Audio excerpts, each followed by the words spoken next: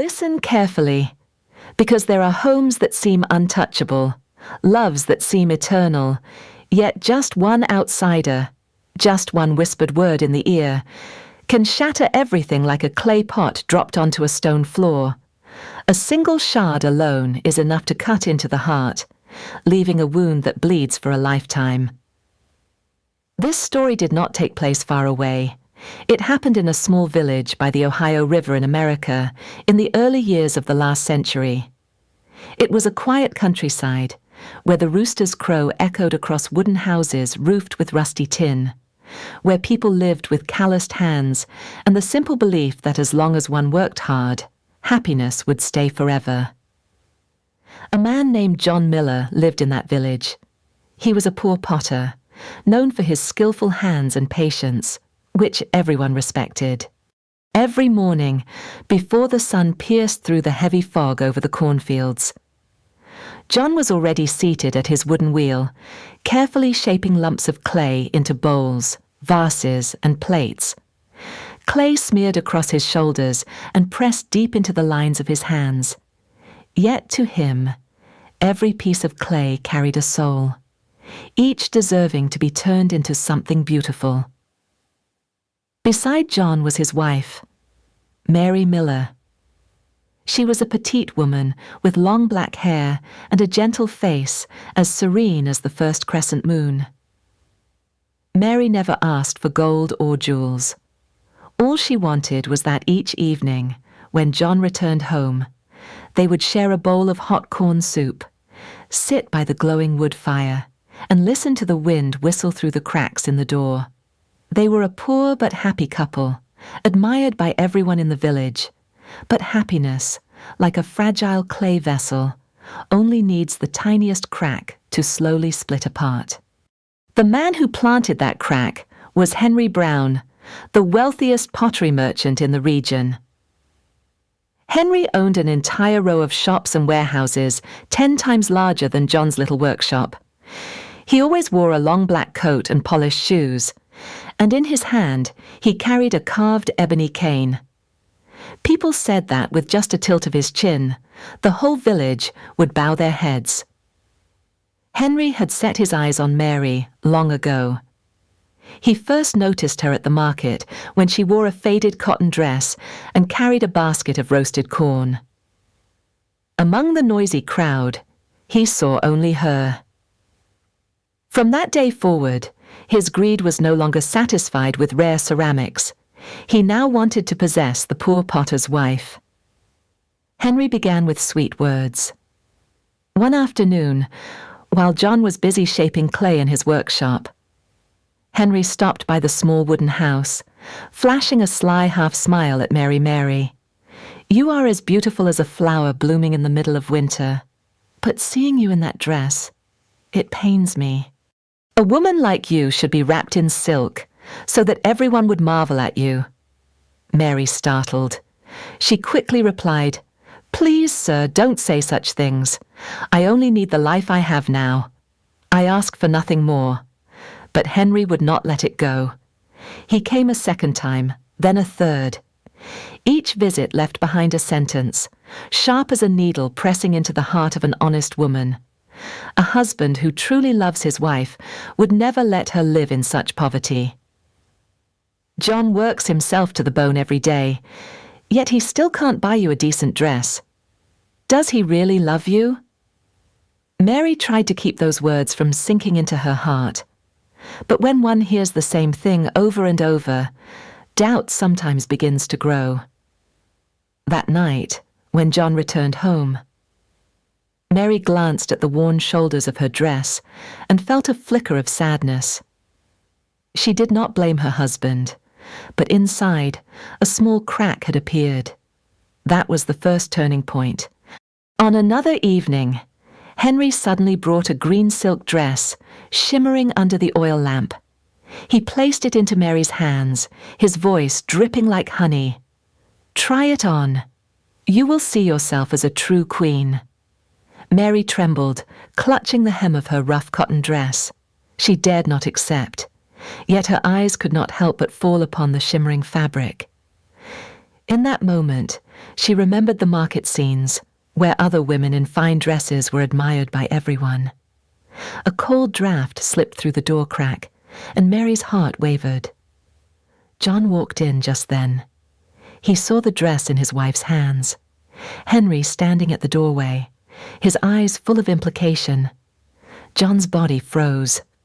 "What is this?" "Mary." His voice rasped. Mary quickly dropped the dress, her eyes brimming with tears. "I didn't take it. You believe me, don't you?" John stood in silence. He wanted to believe her, but the image of that shimmering silk dress cut into his heart like a blade. Deep down, he knew that in all his life, he had never been able to buy such a costly thing. Henry smiled, bowed, and stepped out, leaving behind a heavy silence in the small house. That night, the kiln fire still burned red, but inside John's heart, a crack had already formed. From the day Henry walked in with the silk dress, a crack had formed in the small wooden house of John and Mary. It was thin, invisible to the eye, yet enough for the wind to slip through and make the flame of happiness flicker. Henry knew this well. He did not rush. He only moved slowly, step by step, like a hunter patiently waiting for prey to fall into his trap. One morning, he brought a gleaming golden vase. The shimmering surface under the sun could make anyone passing by stop and stare.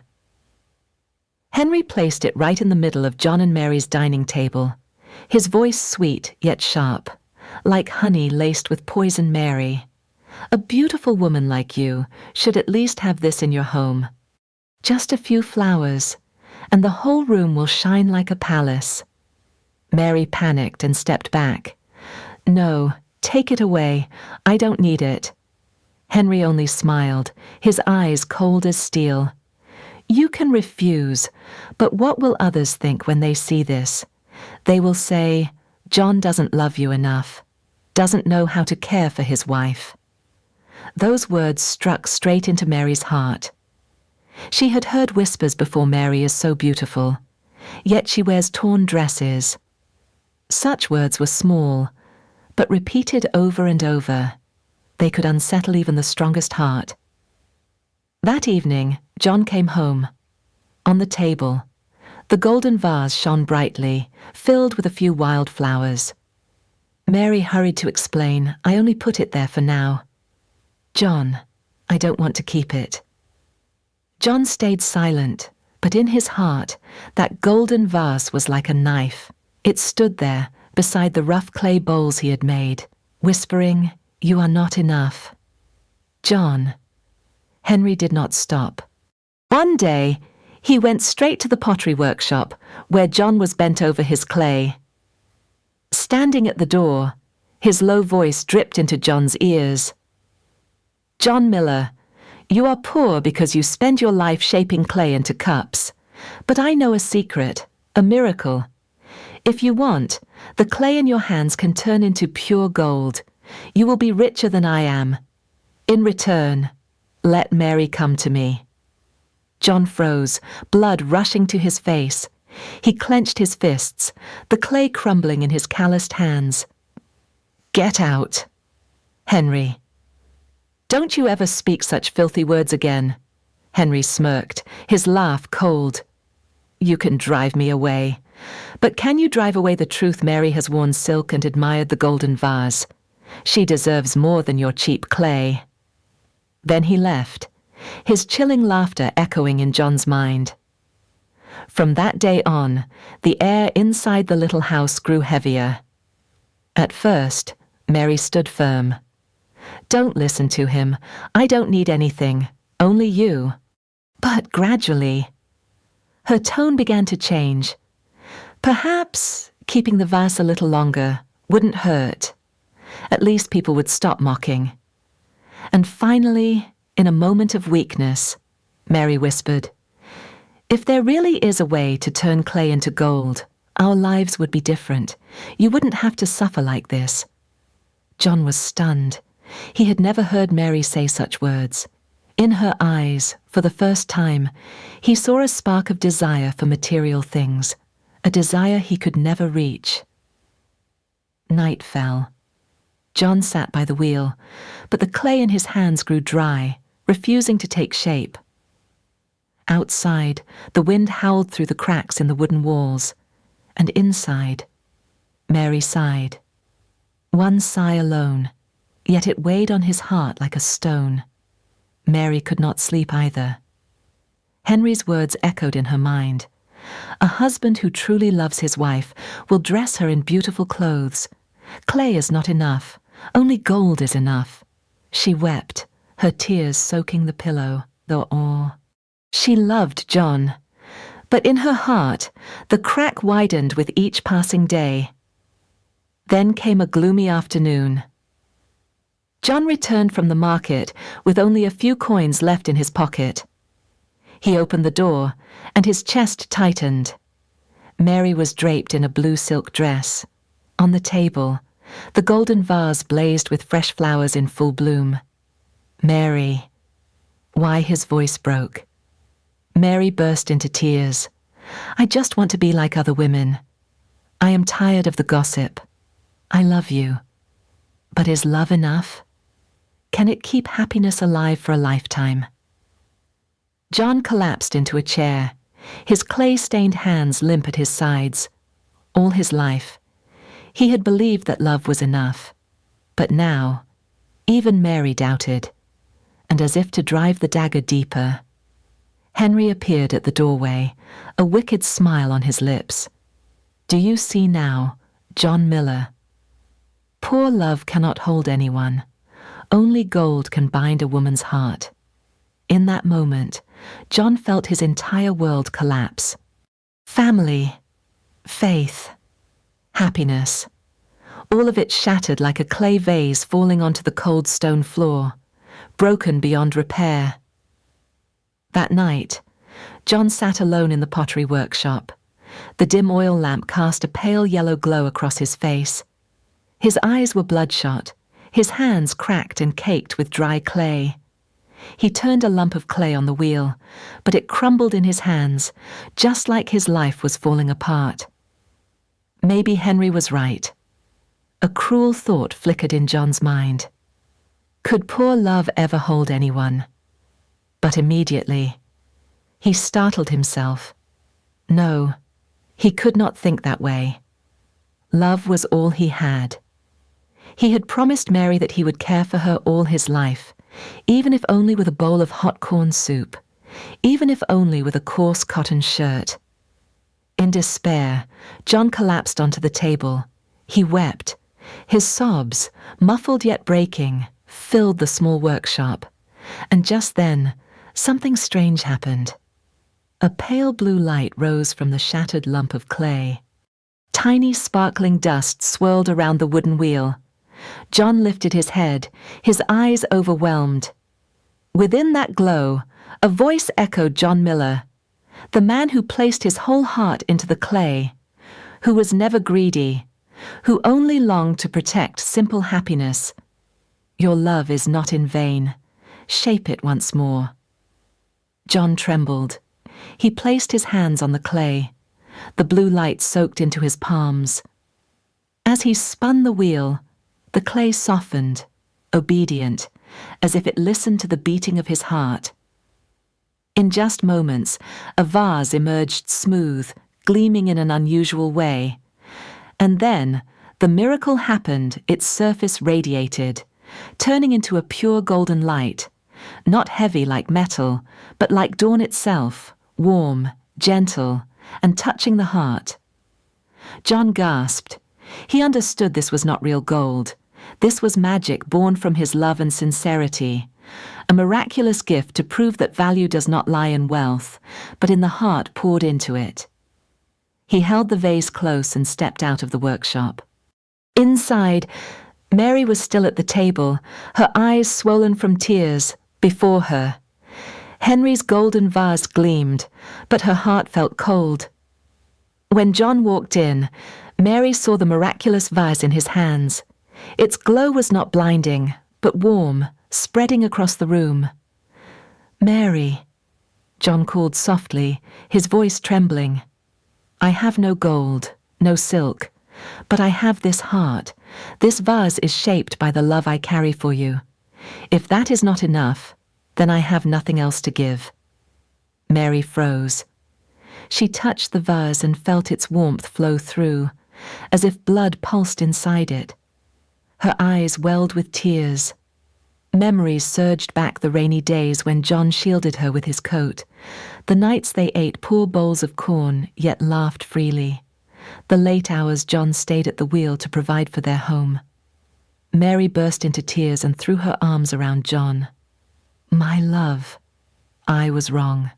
I let greed blind me. I forgot that the most precious thing was your love. Forgive me. John held his wife tightly, his heart aching but relieved. At that very moment, Henry appeared.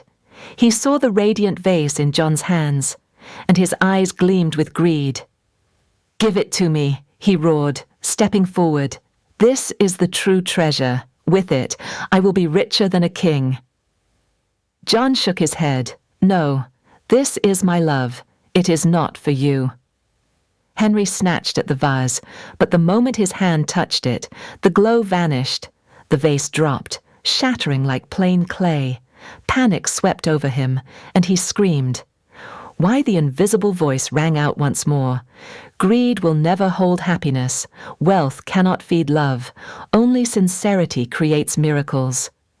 Henry stumbled back, his face pale. He howled, but nothing remained in his hands but broken clay. At last, he fled the house, leaving behind mad laughter and eyes filled with despair. The little home sank into silence. John and Mary embraced, their tears mingling. The miraculous vase was gone, but they both knew the most important thing had returned trust. From that day on, Mary no longer wore silk, nor longed for golden vases. She tidied the workshop with her own hands, helping her husband shape each pot. Poor as they were together. And when love is whole, hardships are but specks of dust in the wind. Villagers looked on, saw the poor home still glowing with lamplight each night, saw the couple laughing by the wood fire, and whispered, true happiness needs no silver or gold. The story ends here. Henry, the greedy man, paid the price with loneliness and an endless hunger that would never be satisfied. John and Mary, the poor couple, found happiness again, for they had come to understand love needs no silk, no gold. A sincere heart alone can light a life forever.